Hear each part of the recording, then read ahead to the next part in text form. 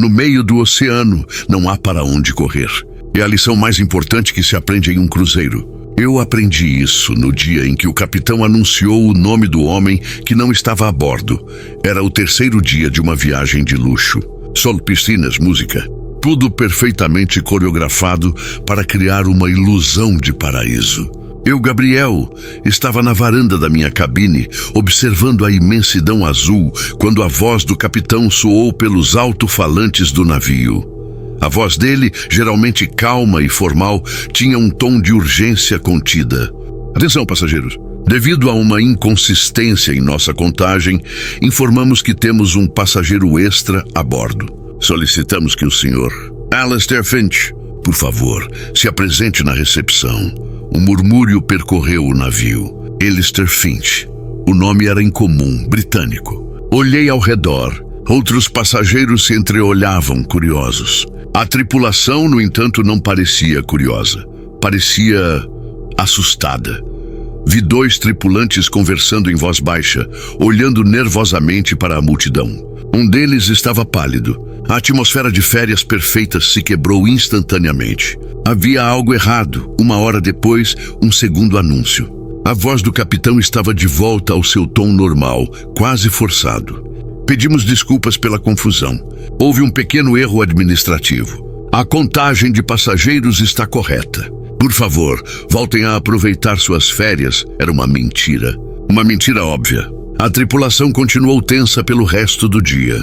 Eles se moviam em duplas, sempre olhando por cima do ombro. E eu, com meu instinto de jornalista aposentado, não conseguia deixar de notar. Comecei a observar.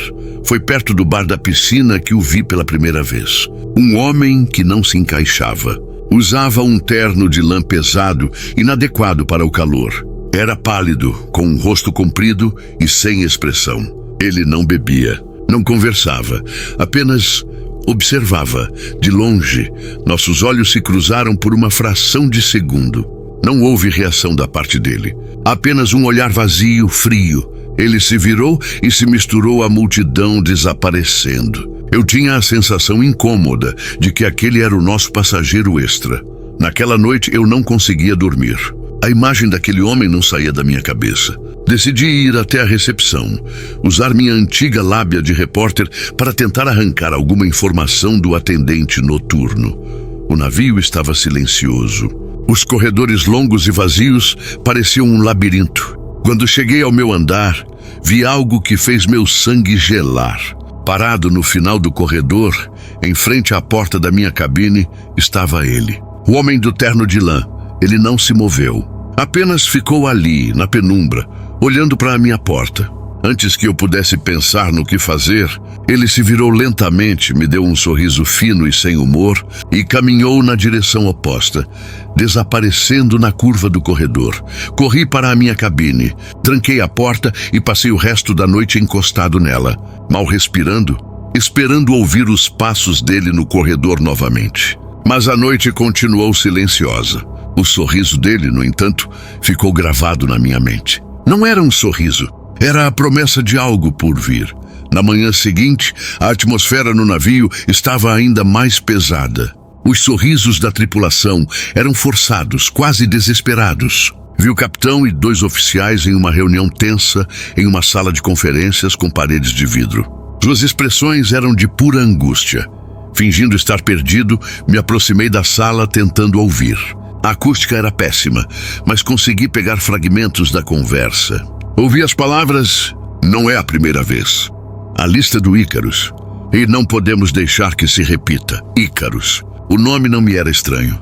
Voltei para a minha cabine e usei o Wi-Fi absurdamente caro e lento do navio para pesquisar. Cruzeiro Ícaros. E Alistair Finch, encontrei. Uma notícia antiga, de quase 20 anos atrás. Uma tragédia marítima. O navio de cruzeiro Ícaros afundou em sua viagem inaugural em circunstâncias misteriosas. A causa oficial foi um incêndio, mas o artigo mencionava inconsistências.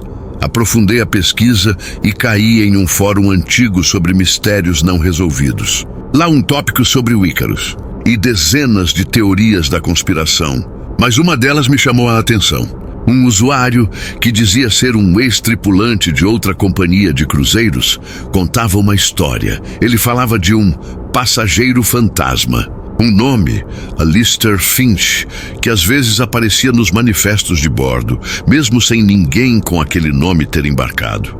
Ele descrevia o mesmo padrão: o anúncio, a negação do capitão, a tensão da tripulação e o mais assustador: ele dizia que o nome só aparecia em navios que estavam fazendo sua última viagem antes de serem aposentados. Meu coração gelou. Com as mãos trêmulas, pesquisei o nome do navio em que eu estava, o Serenity of the Seas. Lá estava em um pequeno comunicado de imprensa da companhia. Esta era a viagem de despedida do Serenity. Em 2 semanas ele seria desmontado em um estaleiro. Eu estava na última viagem de um navio condenado. Voltei ao fórum, lendo o post final do ex-tripulante. A mensagem terminava com um aviso: Alistair Finch não é um fantasma. Ele é um cobrador.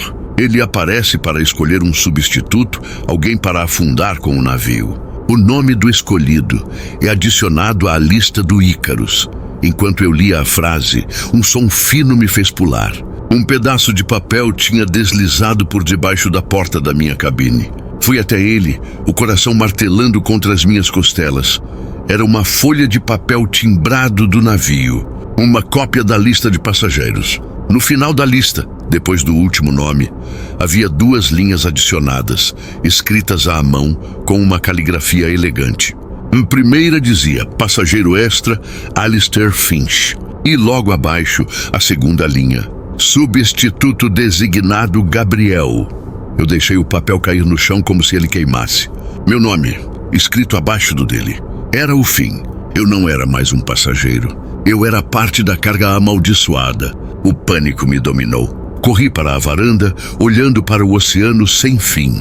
Saltar era melhor do que o destino que me aguardava, mas enquanto eu olhava para a água escura, eu o vi. No convés inferior, encostado na grade, estava Alistair Finch, olhando diretamente para cima, para mim.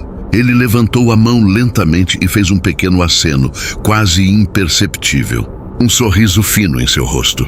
Ele sabia. Ele estava me testando. A raiva substituiu o medo. Eu não ia ser uma vítima passiva. Voltei para dentro, agarrei a lista de passageiros e saí da cabine. Se eu ia afundar com aquele navio, eu não ia sozinho. Eu ia expor a verdade para todos. Corri para o restaurante principal, onde a maioria dos passageiros estava jantando. Subi em uma cadeira, a lista de papel tremendo na minha mão, e gritei: atenção! Todos vocês me escutem. Esta viagem é uma farsa. Os talheres pararam. Os rostos se viraram para mim. O capitão mentiu. Existe um passageiro extra. E este navio vai afundar. Mostrei a lista. Um de nós foi escolhido para afundar com ele. E o nome dele está aqui. Antes que eu pudesse dizer meu próprio nome, 2 tripulantes enormes me agarraram pelos braços. Eles não eram os garçons sorridentes de antes. Seus olhos eram frios, duros. Eles me arrastaram para fora do restaurante, enquanto os passageiros olhavam, chocados e confusos. Eles me levaram para uma área restrita, para a ponte de comando. O capitão estava lá, de pé, olhando para a escuridão do oceano. Ele não se virou quando entrei. Você não deveria ter feito isso, Senhor Gabriel, ele disse, a voz cansada, pesada de uma culpa antiga. Algumas coisas devem ser deixadas em paz. Então é verdade? Perguntei, lutando contra os tripulantes. O Ícaros, a lista, o capitão se virou. O rosto dele estava envelhecido, derrotado. Sim, ele disse. É um sacrifício. Um acordo feito há muito tempo. Uma alma para que as outras possam chegar em segurança ao seu destino. É o preço do mar. Ele apontou para um pequeno livro de capa de couro sobre o painel de controle. A lista do Ícaros. O nome de cada substituto de cada navio condenado está aí. E então ele me disse a parte que o fórum não contava. O cobrador Alistair não escolhe, ele apenas designa. A escolha é sempre da vítima. A escolha? Repeti a voz rouca. Que escolha? O capitão me olhou com olhos cansados, repletos de uma tristeza que parecia ter séculos. Ele não pode tomar uma alma à força, disse ele. A alma deve ser entregue. É a regra mais antiga do acordo, ele explicou. Na última noite da viagem, à meia-noite, Alistair Finch apareceria para mim. Ele me faria uma única pergunta. Você aceita o seu lugar? Se eu dissesse sim, eu me juntaria a ele. Minha alma pagaria o preço, e o navio com todos os outros a bordo chegaria em segurança ao porto. Se eu dissesse não, ele desapareceria. E o navio? O navio teria o mesmo destino do Ícaros. Afundaria antes do amanhecer. A minha vida, pela de centenas, os tripulantes me levaram de volta para a minha cabine e me trancaram lá dentro. Eu não era mais um passageiro. Era um sacrifício esperando a hora. Passei o resto do dia na varanda, olhando para os outros passageiros. Famílias rindo, casais de mãos dadas, crianças correndo. Suas vidas estavam na minha mão. A noite caiu. O navio estava em silêncio. O relógio na parede da cabine marcava 23h59. Sentei na cama, olhando para a porta, o coração batendo forte, mas com uma estranha calma. A decisão já estava tomada. Quando o relógio marcou meia-noite, a fechadura da minha porta estalou, destrancando-se sozinha. A porta se abriu lentamente, revelando a silhueta de Alistair Finch, parado no corredor. A luz do corredor o envolvia, mas seu rosto era um poço de sombras. Ele não entrou. Apenas ficou ali. E sua voz, calma e sem emoção, ecoou na minha mente, não nos meus ouvidos. Senhor Gabriel, você aceita o seu lugar? Levantei-me. Olhei para a foto da minha família, que estava na mesinha de cabeceira. Então olhei para a figura na porta. Sim, eu disse. Eu aceito. Alistair Finch fez um leve aceno com a cabeça e deu um passo para o lado, abrindo caminho. Saí da minha cabine. Ele não me seguiu. Caminhei pelos corredores vazios do navio, como se estivesse em um transe. Eu sabia para onde ir. Fui até a proa do navio. O vento frio do oceano chicoteava meu rosto. Fiquei ali, na ponta da embarcação, olhando para a imensidão escura do mar, salpicada apenas pelo brilho das estrelas. Senti uma paz que nem sentia há dias. Então senti uma mão fria no meu ombro.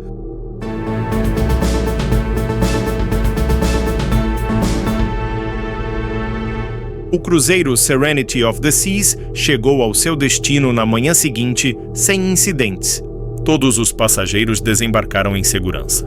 O único registro fora do normal foi o desaparecimento de um passageiro, Gabriel. A investigação concluiu que ele provavelmente caiu no mar durante a noite. Um trágico acidente. Em sua última anotação, antes de se aposentar, o capitão escreveu apenas uma frase no diário de bordo do navio. E em um pequeno livro de capa de couro, ele adicionou um último nome à longa lista: o sacrifício final para a última viagem do Serenity.